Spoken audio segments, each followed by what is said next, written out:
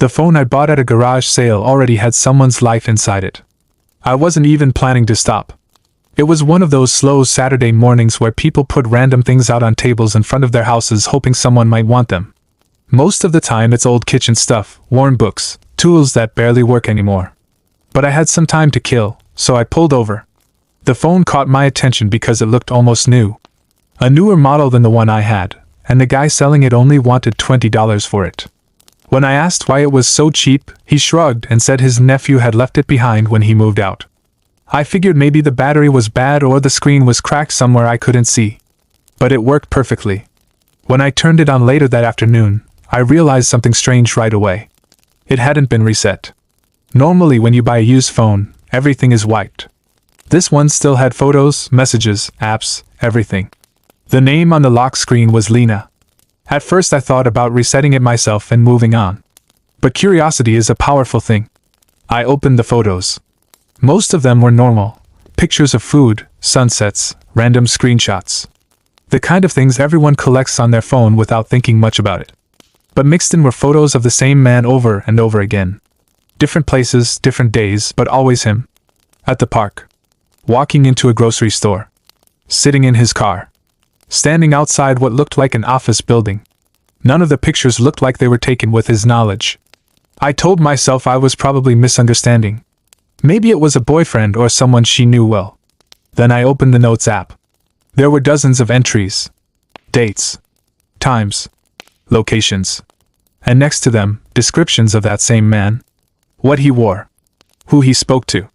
What time he arrived somewhere and when he left. I felt uneasy immediately. This wasn't someone documenting their boyfriend. It looked like surveillance. For a while I sat there with the phone in my hands wondering if I should just wipe it and forget what I saw. But then I noticed something else. The most recent entry was only 2 weeks old. Which meant whoever Lena was, she had been using this phone recently. That didn't match the story the guy at the garage sale told me about it being left behind a long time ago. I checked the messages next.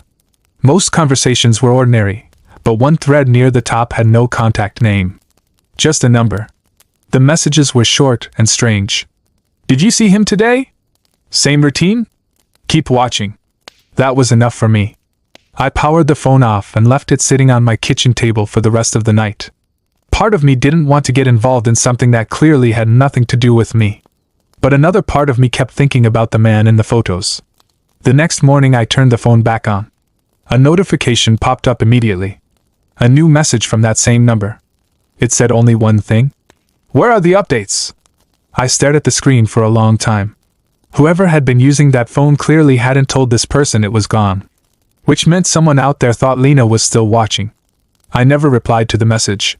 Instead, I took the phone to the police station later that day and explained everything. They took it seriously right away. Apparently the man in the photos was someone already involved in an ongoing investigation. They didn't give me details, but they asked where I got the phone and how long I'd had it. A few weeks later, one of the officers called to thank me. The phone helped them understand something they'd been trying to figure out for months. I never learned exactly what happened after that.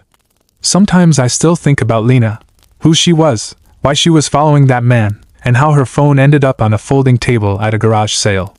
And I've never looked at a cheap piece of technology the same way again. Because sometimes when you buy something used, you don't just inherit the object. You inherit a piece of someone else's unfinished story. Thank you for watching. Check out my channel for more stories like this.